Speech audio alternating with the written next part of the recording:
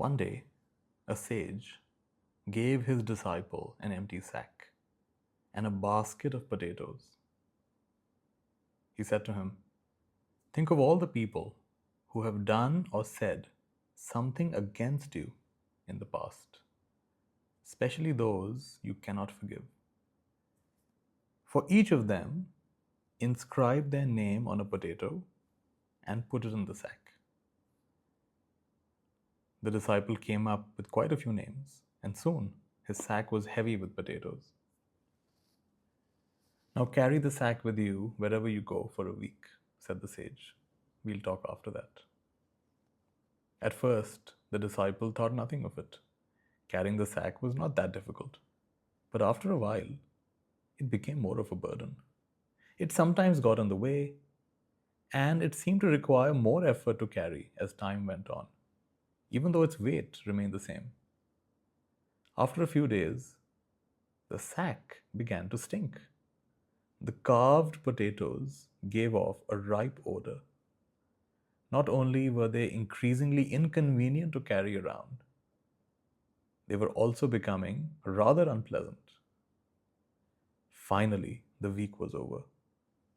The sage summoned the disciple. "Any thoughts about all this?" "Yes, master," the disciple replied.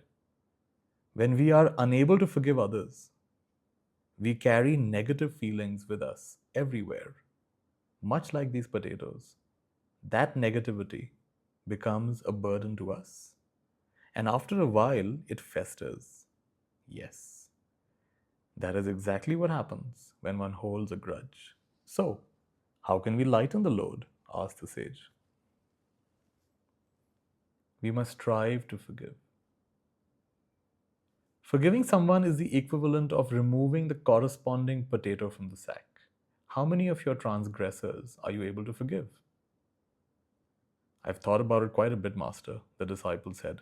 "It required much effort, but I have decided to forgive all of them." "Very well. We can remove all the potatoes." "Were there any more people who transgressed against you this last week?" The disciple thought for a while and admitted there were a few. Then he panicked when he realized his empty sack was about to be filled again. "Master," he said, "if we continue like this, wouldn't there always be potatoes in the sack week after week?" "Yes, as long as people speak or act against you in some way, you will always have potatoes." "But master, we can never control what others do.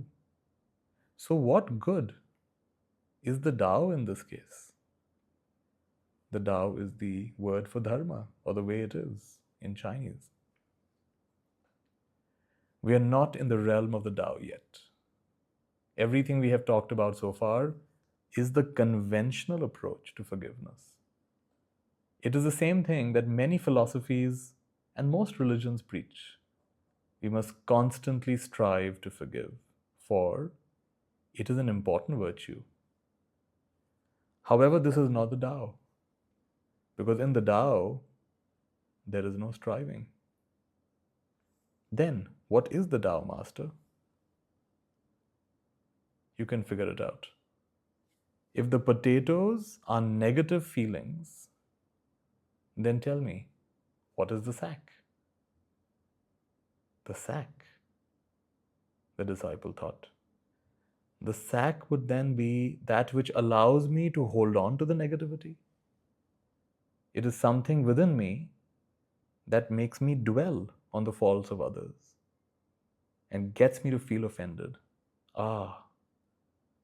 It's my sense of doership. It's my belief that I am the doer and therefore they are also the doer. And what will happen if you relax and release and let go of this sense of doership? Asked the sage.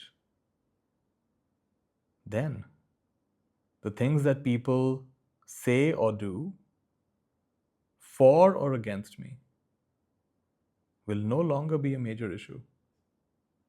After all, they are just being the way they are.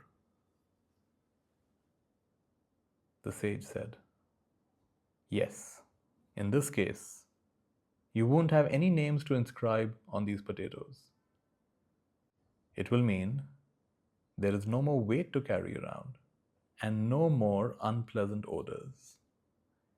The Tao of forgiveness is the conscious decision not just to remove potatoes, but to drop the entire sack. The sack of separation, the sack of the belief that you are the doer, you are the thinker, you are the speaker, you are the decider. And just like you, they are the thinkers, they are the doers, they are the deciders. Drop the sack, and you have understood forgiveness in its true sense. And what is that? Thank you for giving this to me.